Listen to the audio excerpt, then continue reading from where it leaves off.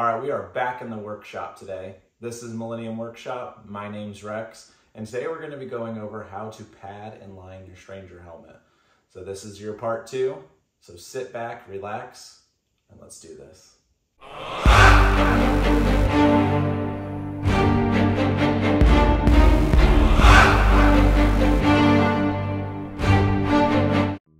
So right off the bat, I'm going to be lining the back part of the Stranger helmet. You can get any type of fleece lining from like your local Joann Fabrics or Hobby Lobby. I usually buy about 2 to 3 yards at a time. You can get quite a bit of helmets or masks done. I'm just using, just a hot glue. What's great about that is if you start in the center and kind of work your way left and right throughout the helmet, you can stretch this fabric so you can get it nice and smooth. We're not going to be worrying too much about wrinkles toward the top dome because that will be covered up. So don't worry about that. If you're getting to that point and you're like, oh man, there's a ton of wrinkles, don't even worry about it. That's all going to get covered up at the end. I like to take the fabric all the way to the edge before I trim it. It just kind of gives it a nice feel when it's on, your head and you're wearing it all day. To me, it doesn't get too hot. It's just something that I really like to, kind of just add to that final product. I'm gonna leave about 2 overlapping flaps on either side so that it can cover up the front once we glue the front in. Now, I made a template for my visor in my last video to glue in. I'm gonna make this next template just a little bit smaller so it overlaps over the visor and the clips that we made that we glued to hold in the visor. I'm putting it on tape because when I set the fabric down, I'm gonna tape that down and then I'm gonna go in and make my first kind of cut with an X-Acto knife, kind of big in the center.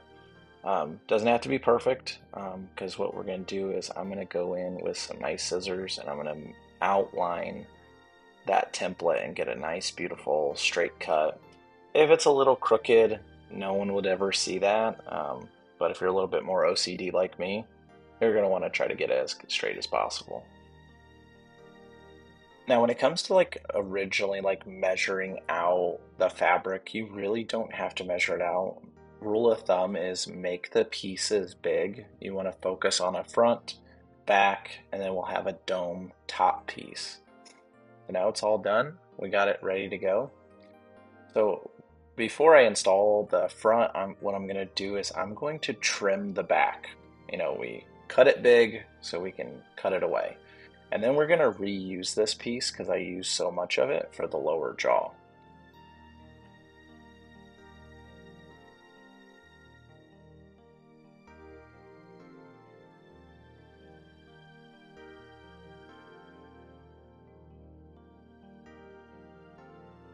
Alright, so now what I'm doing is I'm folding and lining up the template of the eyes.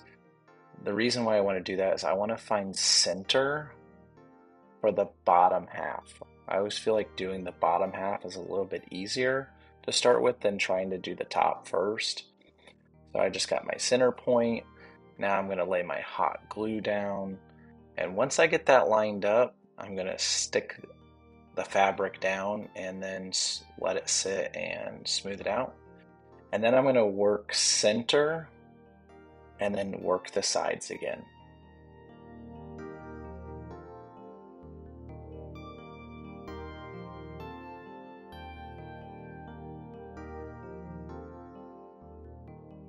I know this is a little hard to see what's going on in there. This was one of the hardest videos to shoot. Just in the fact of it's so dark inside one of the helmets, and the flashlight that I have strapped to the top of my head is really not working the greatest. But we're gonna get through this together. Once you get the entire bottom part of the front done, you're gonna move up and do the exact same thing to the top. Now I'm gluing this to where it's almost to the edge of the teeth, but There's going to be some teeth on the inside of the helmet showing.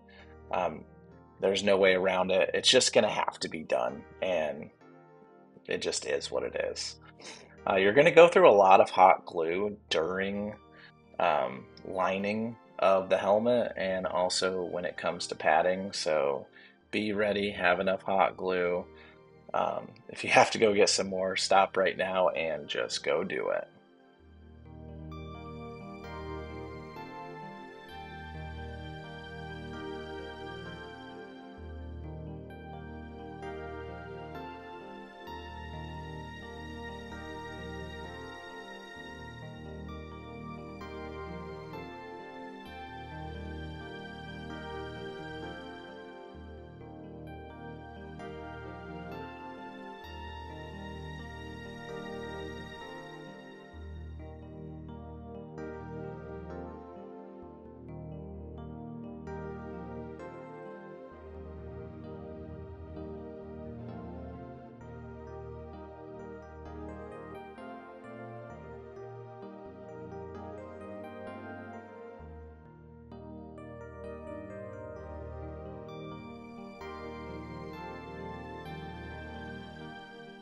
All right, now it's time to do the jaw. Remember that piece I said that we were going to save from the back?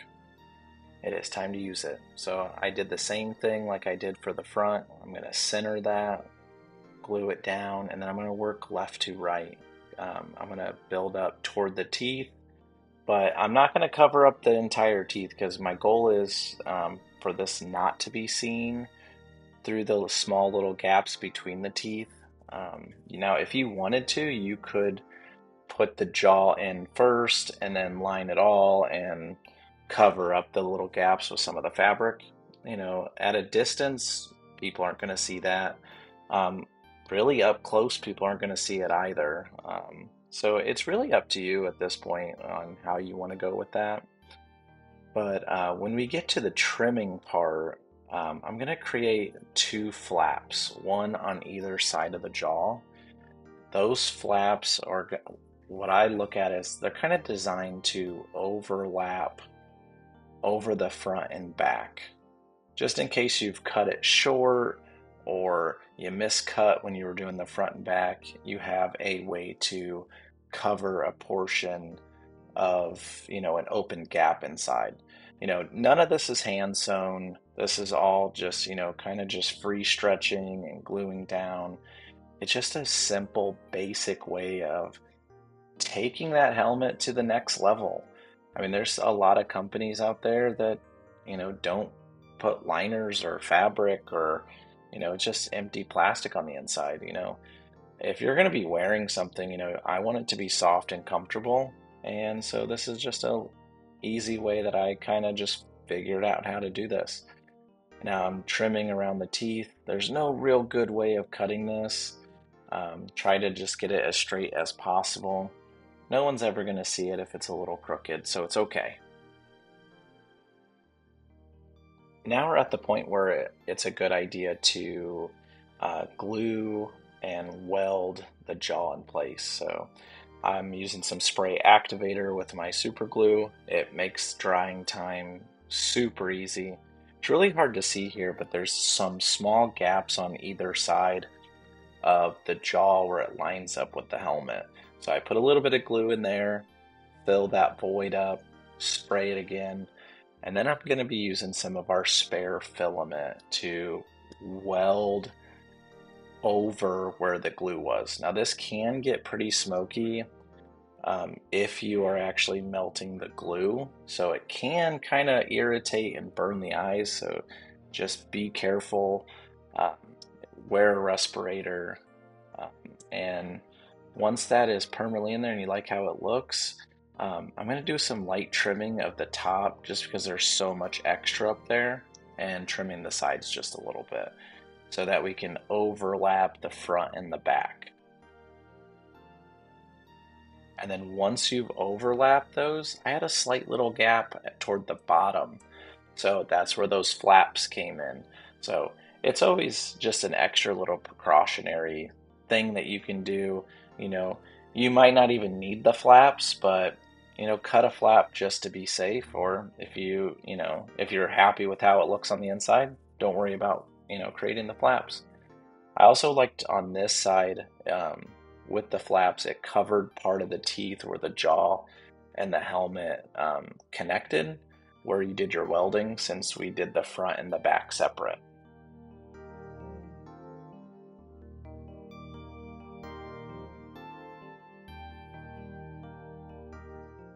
All right, so now we're basically done with, the fabric lining of the jaw. I'm finishing up the flap there. So there is some loose fabric toward the top of the dome. So the goal is to get as much of that glued down as possible. Now, it's going to be wrinkly. It's okay. We're going to be covering it up. The first time I ever made a helmet, it was super wrinkly up there, and I panicked, and I was about to rip it out, and I was like, oh, I'm getting ready to put padding up there. So it's not the end of the world if you have wrinkles up there. So I got this memory foam from Joann Fabrics. It's a 2-inch thick. I test fitted it, and it was a little too thick. So I'm just going to cut it long ways all the way around, and I'm just going to basically chisel thin it because I don't have 1 inch on hand. I'm out, but it's okay. So you're going to have a rough side and a smooth side. So the rough side is going to be the part we're just going to glue to the dome, and the smooth side is what we're going to actually get covered in fabric. So it's really going to be important to make sure that the smooth side is where your fabric's going to go. So now I'm kind of just rounding it out with some scissors. Your cuts don't have to be perfect. It looks a little shaky. There's a couple high spots, so I'm going to trim those out. And sorry, right here, my flashlight was turned way up, and I didn't realize during the recording of this that it was going to be so bright on that colored memory foam. And once we get it to our liking, I always like to do a test fit here just because I might need to trim it a little bit more, round it out a little bit more, just to kind of see. But I am happy with how that looks. I like to make it a little oversized instead of really small, because when it oversized, it's going to round down the dome a little bit and make it a little bit more snug on your head. So now I'm just going to eyeball some fabric, no measuring here. I'm going to do about 1 inch, 2 inch, kind of whatever feels right. And then we're going to get to gluing. So I have this web spray, Loctite spray glue. It is amazing. I'm just going to spray it on.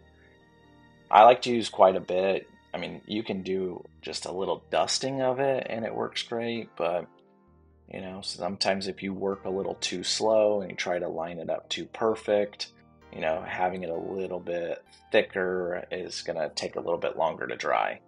And then once it's on, you got to pat it down, apply some pressure, and it's going to be done. I mean, it dries pretty fast, and it's really just going to really seal the deal on how this is going to be finished overall.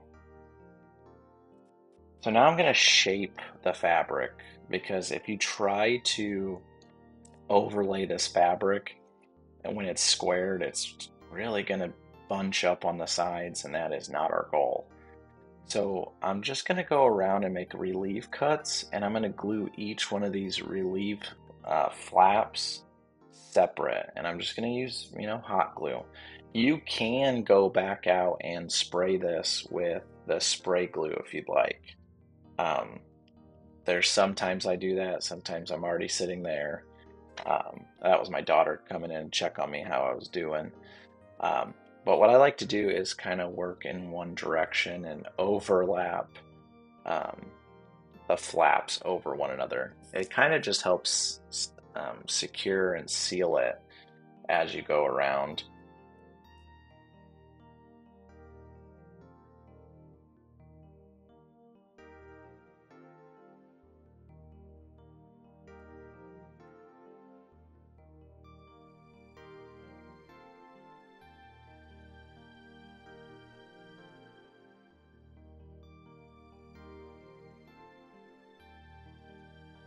Now, if you go back and really look at how I cut the top memory foam, it was not perfectly round.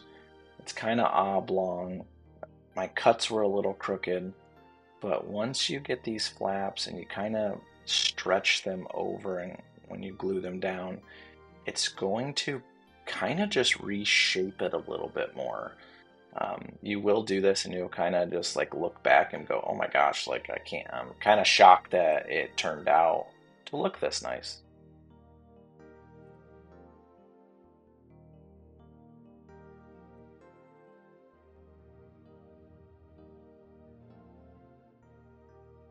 Now we're all done. I'm gonna be going in and just adding a little bit more glue around the edges just to make sure, but now it's nice and smooth.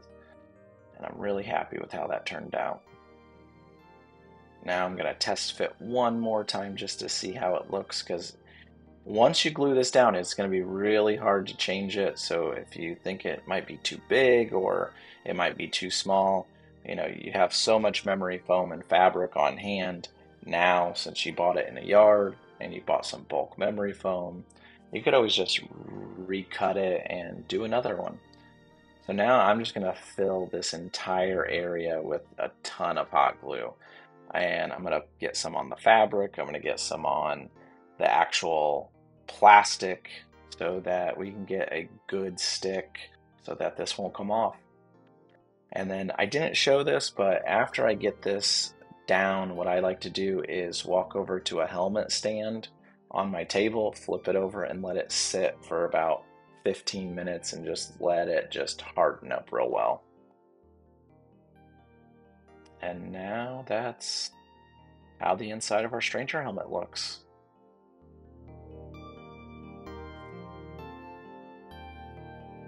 All right, if you made it through that entire video, now you know all my tips and tricks on how to pad and line your stranger helmet. But those techniques can be used on any helmet. So if you have some questions, drop them down in the chat. Don't forget to like and subscribe, and I'll catch you on the next one.